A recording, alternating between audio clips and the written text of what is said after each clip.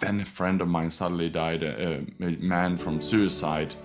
And this came out of the blue. He just came back from Mount Everest, where he had hiked to the base camp. He was sharing on social media that he's never been happier. He had a girlfriend and everything was looking so great for him that I became very sad, but also I became very angry. I felt, why didn't we know anything, and why didn't he say anything? And I started to think, I blame myself. I met him a week ago, we were working on a talk together. Why didn't I see or understand anything? But then I jumped after that to solution mode. I thought I better make some noise here about this. And at this stage then I was 1 year into my recovery journey, and the only people who knew about this was my wife, doctor, anonymous support program. And I felt, screw this anonymity, screw this. And I went live on LinkedIn and I shared a post. I want you to think back to a time when you were challenged the most. Maybe it was a big game in high school. Maybe it was getting a degree, or maybe even the first time you asked your wife out. Man, I know that for a lot of guys that last one was pretty challenging, and that includes me as well. But what it does is it pushes us through those moments. And so some of us would call that resilience, and others would call it self-leadership. Now, both are true, but so is loneliness, stress, and anxiety. And if we're not prepared to handle those emotions at these critical times, we can be left feeling depressed, even though all around us are the signs of success. Well, today we're going to unpack just what we can do about that with my guest. But before we get into all that, I just want to remind you, if you're interested in raising your standards as a father and a husband and an entrepreneur, then I encourage you to participate in your own hero's quest. In this program, you're going to accomplish more, develop more, and become more in the next 90 days than you have ever in your life. You can get more information about this at the Awakened Man Training Academy at members.theawakenedman.net. And with that, let's get on with today's episode. The average man today is sleepwalking through life, many never reaching their true potential, let alone ever crossing the finish line to living a purposeful life. Yet, the hunger still exists, albeit buried amidst his cluttered mind, misguided beliefs, and values that no longer serve him. It's time to align yourself for greatness. It's time to become a revolutionary man. Stay strong, my brother. Welcome, everyone, to the Revolutionary Man podcast. I'm the founder of the Awakened Man movement and your host, Alan DeMonso. I'm going to ask you a couple of questions. What have you had the most challenging time in your life been, and what did that reveal about you? Did it make you a stronger man? I'm sure most of us would like to say yes, that our most challenging times have shaped us into stronger men. We are better for the experience, having gone through it. And while we pile on these experiences, we may even become elite at some level in a particular skill set. The challenge is that the higher, more skilled that we get, and the better that we get at things, the fewer and fewer people that we can relate to. That can lead to pain of isolation, and that can be really devastating, especially after a lifetime of achievement. Yet there's going to be some hope, because today my guest shares with us his journey along with a proven method to resolve the mental health issues facing men today. So allow me to introduce my guest. Nick Jonsson is a dynamic and inspiring business leader, best-selling author, keynote speaker, podcast host, and award-winning entrepreneur.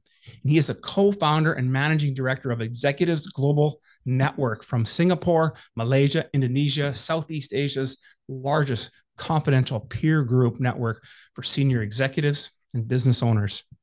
Nick is deeply passionate about mental health awareness and believes that mental well-being is crucial for leaders to perform at their best. And I would totally agree with that. He has written a best-selling book, Executive Loneliness, The 5 Pathways to Overcoming Isolation, Stress, Anxiety, and Depression in the Modern Business World. Welcome to the show, Nick. How are things, my friend? Thank you very much, Elaine. Yeah, things are great. Great to hear. Great to hear. And we're speaking today from two opposite sides of the continent as we're getting ready here, right? It's quite early in the morning where you are. We're just getting ready for sunset. It's just amazing with today's technology that we can do these types of things. It just blows my mind when I get to have such powerful guests such as yourself on, and we're at completely opposite ends of this globe. So thank you so much for being here and getting up so early to do this with us. Well, thank you so much, Elaine. And I'm always up early these days anyway, getting ready for my ocean swim after this. Awesome. Great to hear. Well, as I was saying earlier about a hero's quest in our men's, where we talk about every one of us, all of us being on some hero's quest. And so tell us about a time in your life when you knew things had to change. What did you do about it? How did that experience shape you into the man you are today and the work that you're doing? Well, let me take you back to 2018. And as I'm looking back at that now, you could say that I hit my rock bottom. But it was not something that came overnight for me. It actually started already a few years earlier when I was laid off from one job, and then I got a new job and I was laid off from that work as well. I then filed for a divorce, and all these events accumulated, and I was keeping it all inside me until a few years later in 2018 when it all exploded all in one go. And it could have gone two ways, Ellen. If I continued to keep it inside, then I probably wouldn't have been with you today. But the pain was so grateful, and at that time I had written my will, my testament, and I really prepared myself for life to end. But that's when I decided to share how I felt with one person. And as they say, a problem shared is a problem halved. And that's when it's all turned around for me. So that's my breaking point. That's my rock bottom. And that's when I found the gift of desperation to seek help. Well, that's pretty powerful. I have, of all the people that I've interviewed on this podcast, you're the first one to talk about making it to the point of actually, writing your will and taking all that place. And I just want to, take a moment and pause on that and think about how many times in our lives, gentlemen, that we felt that to that place. And it's not that we've made the conscious decisions to actually get up every day and put us into that spot, but life does tend to happen. And it's when we do become more unconscious. And I, one of the things we talk about also is about sleepwalking through life. And so tell me a little bit more about that. Once you started to share this experience of what you were going through, how that started to change your perspective on life and how you started to become more of a conscious man. And Alain, the interesting thing here is that as soon as you just speak the words rather than having it playing over and over in your own head, then it's already helping you just to accumulate it, just to speak it. And that's why people even say, pray on it. They say, and people are wondering, why pray on it? Well, it is that you accumulate, you speak it out. So I don't think in this case it would have mattered much who is the person you're actually telling it to. It's just about that you're telling it to someone. But in this case, I was also double lucky because the person I said it to was later to become my new wife. And she listened and she cared, and she immediately grabbed me and did what everyone would have done who would have been a good friend or a good wife. She dragged me to a doctor, and then I had to share the story again, even though it was mainly her telling the doctor what was going on. But for every person that I shared the story, I felt that I was not alone anymore. My secrets were exposed, and while it was a painful exercise, it made me very quickly come back to life. Yeah, absolutely. And kudos to you for also taking that next step. I find in doing this men's work, one of the challenging things is getting men to be able to open up and share, and not only just sharing with somebody they can trust, whether that be a spouse or a friend, but even then going in and getting the therapeutic help that they may need. And I think that's why the work that you're doing, especially with executives, and as I was saying in the intro there, about as we tend to go up this ladder, of success, and we become more skilled, our circle of influence tends to start to shrink, doesn't it? So talk a little bit about that and the work and how that has shaped some of the work that you're doing. Yeah, so before this happened, I was a senior executive myself. So I spent, almost 20 years working my way up the ladder, starting from account executive to general manager, general director, managing director, and running big teams and so on. But I have to say, looking back at it, it was quite a lonely journey. I cared more about the promotions, impressing the bosses, than making the teams feeling, warm and engaged and so on. So I think the higher I went, the lonelier it gets. As I say, it's lonely at the top, and I could certainly feel that. And what I realized after my crash and then when I was in recovery, that those feelings were not something I was alone with. That's what many people feel in the workplace. And that's why I want to make a difference. And what we do then in the company I'm running now, where we have confidential peer groups for senior executives or entrepreneurs. So we group you with someone like-minded at your seniority level, where you have no competitors, you sign a non-disclosure agreement, and then we facilitate these discussions with a moderator. And it's really to unpack these things so that they don't go too far. It's mainly about relationships, colleagues, conflicts, and you discuss it and get help with it, so that you feel that you're not alone. You feel that you can, discuss it, and you feel that you get support to solve it. So it doesn't go as far as it did in my case. Wow, what a great concept, and to be able to put that into place. And just because of the recognition that what you were dealing with, that now there's opportunity for executives, men and women, I would suspect, that are be able to participate in this work, right? And be able to share, because they don't have anyone really to turn to do that work. But before we really dive into that, I wanted to just go back a little bit, because really for some of the work that you've done, and really starting from that point of where you were at your bitter end there, where you knew things needed to change, you started to really develop resilience. And so what is something that, when you talk about that, what is something that you've always had? Like, was that part of who you are? Was that something that you needed to further develop as you progressed in your career? Well, I was goal driven since a young age, and I was a scholarship student through university, and I would say I would call myself an anxious overachiever, and my way of proving myself to myself and to the world was, getting that scholarship. I felt proud and demonstrate to my parents that I could do it, and to my peers and so on. And I carried that with me into the workplace as well. So I would work harder, longer hours, prepare more. And therefore, if you put in more hours, you're going to deliver more. And of course, you're probably going to go ahead, but it comes at a cost. It comes at a cost of always feeling anxious and insecure, at delivering at that level. And I can remember the assignments, when students would start 3 days before deadline, I would have already started several weeks before. I would be 3 days before, I would be at the proofreading level, and I will just go over it until it was as perfect. So being a perfectionist perhaps is not a good trait here.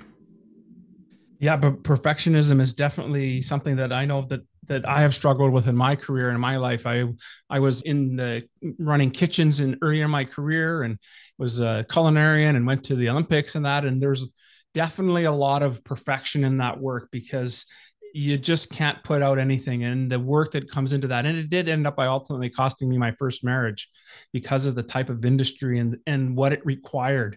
And I think it's important for guys to understand that we may have this tendency in our lives, and we don't recognize the outcome or what we're delivering to those of us around us. So now that you're a little bit wiser, what would you have done differently, or would you have been able to have done differently in order to maintain relationships and expand that aspect of your life? Well, I think I should have sought some help externally outside of my workplace, either by, a coach or a mentor, or getting some kind of support outside the workplace. Because getting that coach and mentor internally, it's often provided by HR, but then we're not completely honest, because maybe the person who is our mentor is even one of our direct reports or someone in the organization. So we're just trying to put on a good show. I think we can only really be honest and vulnerable when it's someone outside the organization. And there's so many mastermind group, men's groups, and then like peer groups, what we run and so on. And I would encourage everyone to look for that. We all need that safe space outside the workplace. And I just want to add also that I think we need two safe spaces at least. One is the professional, where we can discuss, the work related and the challenges with people who can understand it. But we also need a personal safe space. And being a man, I would like to go and play golf, watching sport at the bar, having a good laugh, having fantastic mates, but I didn't really discuss the feelings I had, the challenges I had with them. So if I could do things differently, I would have been more vulnerable with my friends as well. Absolutely. And I think that a lot of us are exactly that, right? We don't have that connection with our friends. And I think large part of that is because we don't know how to do that. And so some of that work that you're doing, especially with the peer groups, helps create that safe space. And I really like how you put that together, because I think it's so true that be able to give the guys the opportunity to be able to go in and talk about things. And I also really appreciate how you've separated the professional from the personal, because we are at different places in both of those aspects, and they're so huge parts of our identity of who we are as men, and I think that's really important. Yes, and I just want to add that I call it the vulnerability muscle. It's something like, just like you train your other muscles in the gym or for sport, you need to practice your vulnerability muscle. And yes, you do that with your personal relationship, you do it with your professional relationship, and we need to do that with our families as well. Our partner, we need to do it with our children by talking about our feelings and discussing it, because otherwise, again, we're just putting on that show, and that's not going to help ourselves in the end. Absolutely, completely agree. So, in part of my preparation for this, I recognize that you're an Ironman athlete. So, congratulations on doing that. That's totally amazing, and you're actually very accomplished at this. And you always mention in your on your website and that you talk about your finishes in your age group. So you look like a pretty young guy there, Nick. But when did you start competing in Ironman events, and when do you think will be your last one? Well, I started about 11 years ago. I'm 48 now, so I'm competing in the 45 to 49 age group now. And, I'm still performing at the high level. I have a Ironman Malaysia next week, and I'm hoping to be on podium place for my age group. So I've been training relentlessly for that for a few months now, you could say. And I have so much, fun doing it. The training is also to help me get out of my comfort zone, to force myself to be out and train. And I don't do any training really by myself. I join a swimming group, I join a running group, I join a cycling group. So that's my social life and my circle. And it also gives me about 2 to 3 hours every day without digital devices. So it's my meditation, getting out in the nature, and socializing all in one go. Oh, that is beautiful. Did I pick that all right? Your training helps you focus, and you can get out of your comfort zone. So, what are you trying to accomplish when you say that? What comfort zone are you trying to expand? Yeah, thanks for asking to clarify that. Yeah, I'm an introvert myself, so my natural space otherwise would be to isolate, sitting at home, working, being a workaholic, and going to the gym perhaps for a run or go for a run by myself. So by committing and signing up to these clubs and associations, I force myself to be there. I also show up. If I signed up, I show up. So this morning I will go on an ocean swim. I think we'll be around 30 people. And, that means that I'm socializing and meeting other people. I'm trying to have a coffee before or after with the group and so on.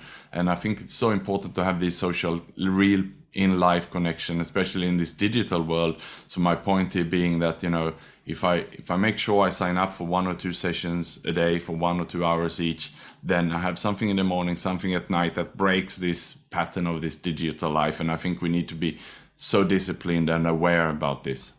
Absolutely. I just want to say thank you so much for revealing to us that you are an introvert, and how many of us guys think about what success looks like, or our definition of success is some extrovert that's out there and doing things. And yet we challenge ourselves as introverts. I'm an introvert as well.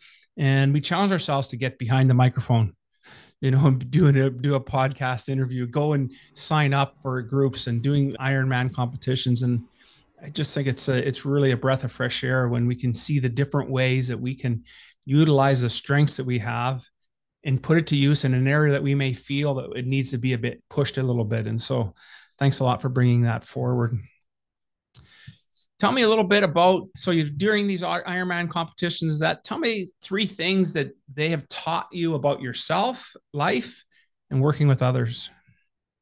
Well, I think the first thing it has taught me, the best way to eat an elephant is a bite at a time. It's 13 years ago when I started, I could only swim basically the breaststroke. I couldn't do the crawl swim that we need to do for the event. And I had to start with a coach, really from scratch and get going. And I remember my first triathlon, I was still swimming breaststroke, but I didn't give up. And they say that it takes 10,000 hours to become an expert on something. And if I spent 11 years 20 hours per week, then I'm sort of at the 10,000 hour mark now. So therefore I should be hitting podiums now, even that I'm coming at the end of my perhaps my career in this. But that's the first thing, is to, really take a huge goal and break it down, and then focus on it, and just don't overthink it, and just get going, and that's what works. So that's the first one, Alain. Outstanding. Listen, I want to get into a little bit about your book as well now. So executive loneliness. And so tell me a little bit what inspired you to do that. Was it because based on your experience? Was it conversation from others? Tell me a little bit about what inspired you to write the book. Yeah, so remember when I shared earlier that in 2018 I hit rock bottom, and I decided to tell my wife, I decided to see a doctor, I decided also to get some help. And what happened then was that I also got into a recovery program. I was drinking too much alcohol to the point where it had become an addiction to me. Mm-hmm. And I had to be brutally honest with myself, and I had to sort that out.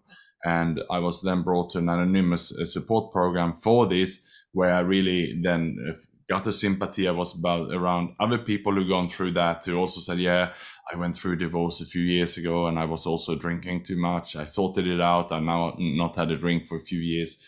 And that was the space where I got help. And by the way, today, Alain and all listeners, it's 5 years ago since I had my last drink. So that's congratulations. Thank you. So that was an amazing journey for me to go down. But what happened then in 2019, I was already on my way. I was feeling better about myself. I had lost the weight. I was in my best shape again. Then a friend of mine suddenly died, a man from suicide.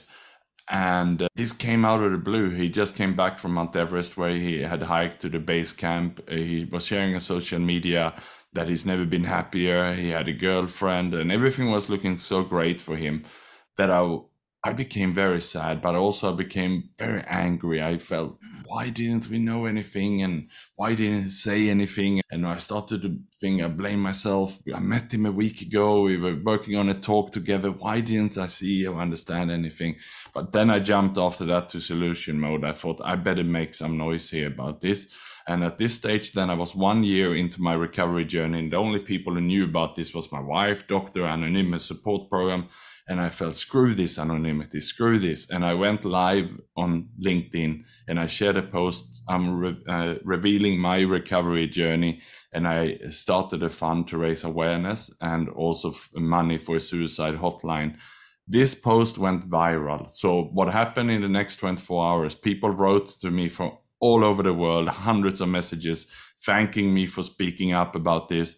And then within 24 hours, I was on live radio, and then I was on a newspaper, I was on TV, and people asking me all kind of questions. And I was in a shock state, so I kept speaking the truth. And after what happened then, of course, after 48 hours, the whole world knew my story. And that was the beginning of the book. Wow. Oh, that's incredible. It's amazing how the things that we think in our lives are just important to us, and then once we reveal it, and how it touches so many lives, and all of us, are so connected that way. And when we have the courage, as you did, to be able to reveal that pain, and that challenge that you were feeling, that it allowed other people to be able to accept that for themselves. And I think that's really the work that we're doing here on both sides of this globe, my friends. So kudos to you on it. Yeah, thank you. And I can say, by the way, that despite this being painful, I might not have, revealed it to the world if it wasn't for my friend's suicide. Because to speak up, if I would have paused and been thinking about this, it might never have come out. But because I was in a shock, I was angry, and I wanted to make a difference and take a stand. It was that short window when I told the world, and it is the best thing I ever done. You betcha. So let's dive a little bit more into the book there. So what is your take on why executives are lonely? I've posited a few ideas on it, but what's really going on for these executives? And because I would have thought that they would have had a network that they would hang around with, but you've developed a program to give them that. So tell me a little bit more about the executives and why we become so lonely in the work that we're doing. Yeah, well, I call it in a book a smiling depression, and I think that's a summary of basically the kind of life senior executives are living. We're putting on a show. We are not vulnerable, or we're not sharing our challenges and our weaknesses. Instead, we are putting out, a facade that we're hiding behind. So what we see is not what we get. Everyone is desperate, trying to earn money, trying to earn a living, want to also, be on TV shows, be on the front page and have that kind of media exposure, but only to, portray an image of themselves being successful. And that comes at a price when, when you're putting up this the whole time and you're not being honest, you're not being vulnerable, and the pressures on yourself and the people around you is just immense. And that is where many of these executives is, and taking back also what I said before, that many are anxious overachievers. If you're combining this, then, something in the end could easily break. Yeah, absolutely. Because we do have that. It's how we overcompensate, right? By doing more. Because what I'm taking from that is that there's still a sense of self-worth that isn't there, and that how we've measured ourselves in this one aspect. And so once they start to recognize that they have other things that are important, other aspects of who they are, then they can start to share and grow. How has that worked as they've become involved with your work? How has that started to shape and change their lives?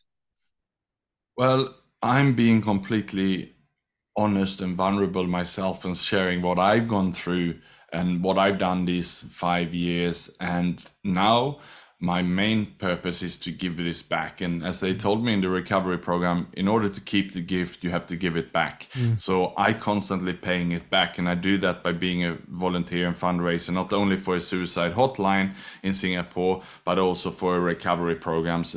I spent my birthday the other day volunteering for a rehab for addicts. So I could, help them and give them some hope, because I was there 5 years ago, and what they need to see when they coming in there now, when they are at their rock bottom, is to see that there's a way out of this, and they don't need to hear that from a psychologist or a therapist. They need to see someone who was there.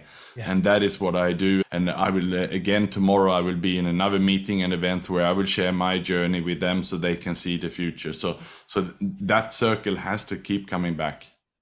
Absolutely, it sure does. And there's the power behind seeing what can happen versus having it brought to us through intellectually. We may know and we may hear what the therapist is saying to us, but when we see it in its full bloom in front of us, because somebody that's walked the path, that the power between those two is just immense. Really what you're talking about, Nick, is really about being mentors. And so I know you also talk a lot in your work about the importance of having male role models and as mentors. So let's talk a little bit about the importance to that and how that has also influenced your work. Yeah, it's absolutely essential. And if we look at it from the woman's side first, they done a great job. They have so many women leaders group, and they're driving the diversity and inclusion conversations, and they're really great in rallying up, and I see it in the network we have also here, that the women are really 100 times better than us men at this. We feel shy to raise these conversations, and perhaps we struggle to show up. Where it's working is we have men's group also in the recovery groups, but because we have a strong bond, it's working. But for men who are not in a recovery, who are not addicts or something, I see that it's very weak, very weak. We say, oh yeah, I already have good mates, and we go and play golf, or we go and watch sport, and we think that's what it is about. But I'm talking about the real male friendships where we talk about our feelings, and I have not cracked this one yet, Alain, and that's something I'm working on now. I would like to encourage a dialogue and get us men better at this.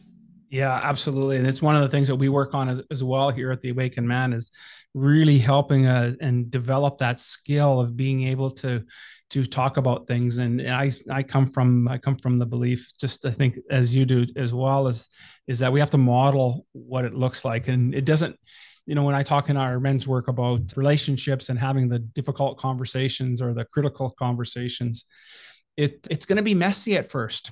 And it comes back to that perfectionism thing. We don't want to look like we don't know, we don't have our stuff together. And so as guys, we tend to, I don't want to sound stupid. Well, you're probably going to sound stupid in the first time, and that's okay. And when we can model that it's all right to stumble on our words and but to get the point across and to be there, I think we give an opportunity for men to say, hey, that Nick guy is just an average guy. He's just like me, and he's got the same similar issues that I have. And so hopefully that gives some encouragement for guys to speak up. I don't know if you're finding that in your groups as well. Yes, absolutely. And if you feel uncomfortable doing it in a big group setting, think about who is the one or two good friends you have, who you feel you can have a conversation with. Take them and go for a walk or a bike ride or go on a car ride or whatever, and start talking a little bit about your feelings. And I say that you have to be vulnerable first before the other person will open up, and otherwise they're not going to say anything. And I do this with my teenage son. I have a 14-year-old son. And the way to do it with him is almost to trick him into these conversations. So whenever we have a phone call or Zoom call or a conversation, I'm leading by saying how I'm feeling, and I will, before the call, think about an incident I can share with him. I will tell him, well, I had a presentation for my boss yesterday, and I was feeling so anxious leading up to it. I was sweating and nervous, and I was stumbling when I started the call and so on. But then, yeah, it was good in the end. So I start talking about that, and then I throw back the question to him, how are you feeling? How are you feeling about school today or something? And then naturally, because he was listening to me talking about feelings, he will naturally reply with feelings. And it's that simple. We can do that with our male friends as well. Yeah, absolutely. What a beautiful explanation there. And that's so true. And that's all that it takes. It just takes courage for one of us to start to do that. Obviously we're also talking about the importance of relationships that we need to have in our lives. And relationships are important really in any scenario, but especially in our professions. And so what's one tip you can provide to anyone that's starting a business, or maybe they're looking to get their business to that next level? What would you encourage them to do? Well, I think, when we are working, and it's such a complex life these days. It used to be that we work offline. Now we have the online world, and everyone you talk to say that they're so busy and they struggle to balance the online world with the offline world. And we also need to have a space for ourselves. So you also need your own time. You need your downtime. And my recommendation here would be to be disciplined about it. You need to block time for all these three worlds: your own personal space, the online and the in-person, and we need to have blocks on that for every day. Otherwise you're going to burn out. If you open your calendar and you just do online meetings the whole day back to back to back, then you're not going to get anything done. You have no time for yourself. And that is what I'm seeing with the executives who are in our groups now, or the entrepreneurs who just not having the discipline to give themselves that own space. They are the ones who are the least productive, and those are the ones who are getting sick in the end. There we go. And that leads me to, I was going to ask, what do you think is the greatest challenge faced with executives today? And is that it really for them? Is they're not taking that time for themselves, or you found other things as well? I would say, and to speak very frankly, I would say too many executives are too scared to lose their jobs. So they are becoming a slave to the organization, not thinking enough about themselves. But the companies see us as disposables. And if they need to make cuts, they don't care if you've been there 15 or 20 years. If they need to get rid of you, they will call it a restructuring. So they can terminate someone who's a high performer, who's been loyal to the company. So my recommendation is look at yourself and be selfish about these things. And with that, I mean, take time every day. And that time should be for you to build relationships, professional relationships. So if your company pulled the plug one day on you, you have strong professional relationships who can help you to a new job or new assignment. And my recommendation would even be proactive here. Have a plan B, have a plan C, have other careers, have other job opportunities on the go. Because now if you're going to lose your job, you might as well be proactive about it. Yeah, absolutely. For sure. That makes so much sense. You've had a pretty decent career, actually two different careers, right? One is a successful executive. You've also been really successful now with your new network and in the Ironman competitions. What would you say would be the best piece of advice that someone's given you in any of those realms? Well, I have to say that it has been a painful journey for me, and not everyone should have to hit rock bottom to find the new career. It should be an easier way, a softer way, and that would have been to be proactive about it. So if you're listening today, think about already now, if you're not happy where you are, if there's any pain there, seek help today. And if you're sick, then get, there's therapists, there's psychologists, there's anonymous support organizations there. But even if you're not sick, but you have some pain there, look for a coach, look for a mentor, ask someone of your friends who are in similar jobs, perhaps more senior roles, and ask if they would be willing to have a coffee with you and share how you feel. That would be my suggestion. Geez, I really love that, and so great to consider that, to go to that next level. That's that again. It's all part of that mentoring piece, right? And getting an opportunity, because they're looking for that too. They may not recognize that executive, but it gives them an opportunity to find a way to give back. It allows them to share their experience, and we just forget to do that, right? It reminds me that my father has been passed now for 3 years or so, and all the conversations we didn't get to have, right? And we spend so much time in our careers. Some of us are 10, 15, 20 years in our careers. And do we even get an opportunity to consider spending time and learning a little bit more about the executives and where we work, and getting an opportunity to learn from them, because they're going to move on as well too. And why not take that opportunity? So truly love that. As you're doing this work, Nick, and things are going along, and if you were to, fast forward 20 years from now, what do you think the legacy of your work would look like, and how would it be changing lives?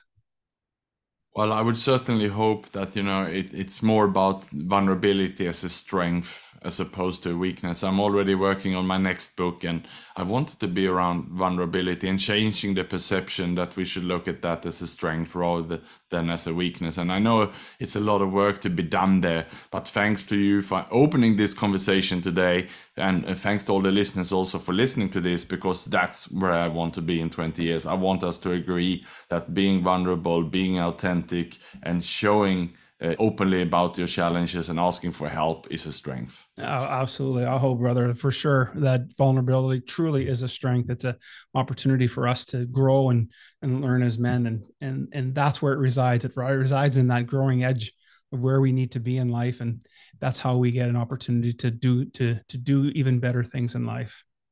Of everything that we had a chance to spoke about today, and maybe there wasn't something we didn't get a chance to touch on, what would be the one takeaway you'd like our audience to have?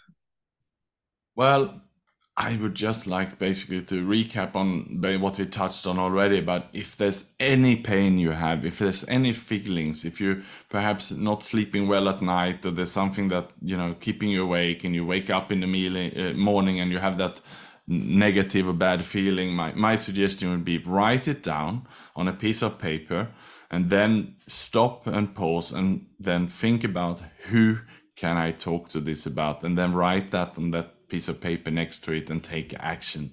And as I said, there's so many people you can ask for help. There's so many friends. Just go through your phone. You will have a lot of phone numbers, a lot of connections, or go into a search engine and look up anyone. There can be a lot of volunteers who's working for anonymous organizations who you can call and have that conversation. That would be my final and most important message of today.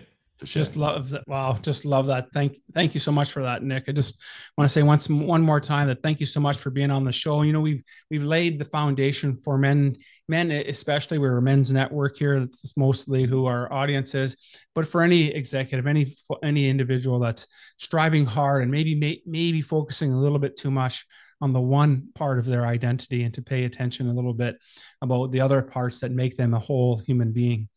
So if anyone's interested to get a hold of you and participate in your programs and get into do some work with you, what would be the best way for them to do that? Well, they can look me up on LinkedIn, and it's Nick Jonsson. Or if they're interested in looking up my book, Executive Loneliness, it's available on Amazon, and it's also as an audiobook. So if someone prefer to listen when they at the gym or something, get it on Amazon. Outstanding. I'll be sure to put all that information in the show notes so folks can get an opportunity to reach out and spend some time with you, Nick. I just want to say thank you so much for being on the show. We had an outstanding conversation today. Thank you so much.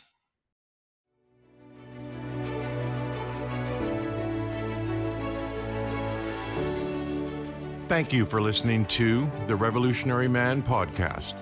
Are you ready to own your destiny? To become more the man you are destined to be?